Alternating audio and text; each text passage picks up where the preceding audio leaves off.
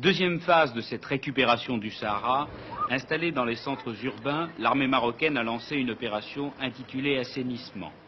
Il s'agit maintenant de progresser vers la zone frontière de l'Algérie pour réduire les nids de résistance tenus par le Polisario, assisté par l'armée algérienne. Le Maroc n'a pas l'intention de tolérer l'installation de sanctuaires et ils se sont décidés à attaquer le point d'eau d'Amgala où s'était retranché un bataillon de l'armée algérienne avec tous les risques que cela pouvait entraîner d'aggravation du conflit entre les deux pays.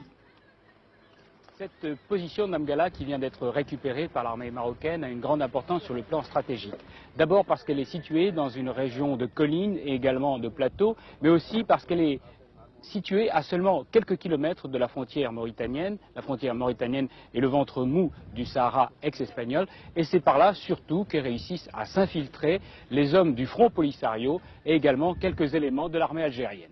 La dernière bataille que nous avons livrée au Sahara, c'était la bataille d'Amgala, où des unités de l'armée algérienne s'étaient installées. Et nous avons été obligés de monter une opération pour les déloger d'Amgala, qui fait partie du territoire marocain. Est-ce que cette bataille a été dure?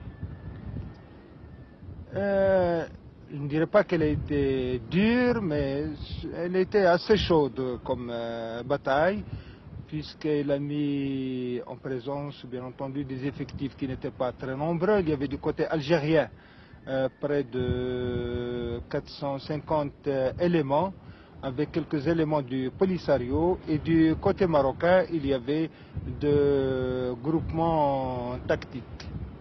Et les armées algériennes et le Polisario étaient fortement armés? Oui, comme vous l'avez constaté vous-même, vous avez vu des armes qui vont du pistolet jusqu'au Strella, c'est-à-dire le SAM-7. Est-ce qu'il y a d'autres points comme celui-là à l'intérieur du Sahara où l'armée algérienne est présente?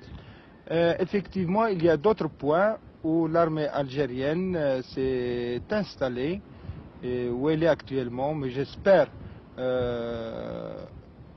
qu'ils comprendront qu'ils doivent rejoindre leur foyer en Algérie et de laisser le Maroc tranquille. Autrement? Autrement, nous serons obligés de les déloger des autres points comme nous les avons délogés d'Amgala. Est-ce que vous ne craignez pas qu'il y ait un conflit direct, encore plus violent, entre les troupes marocaines et algériennes? Nous ne faisons que, comme je vous l'ai dit, nettoyer notre propre territoire. Et si nous trouvons des éléments qui s'introduisent sur notre sol, nous ferons tout pour les détruire. Vous nettoyez avec beaucoup de force?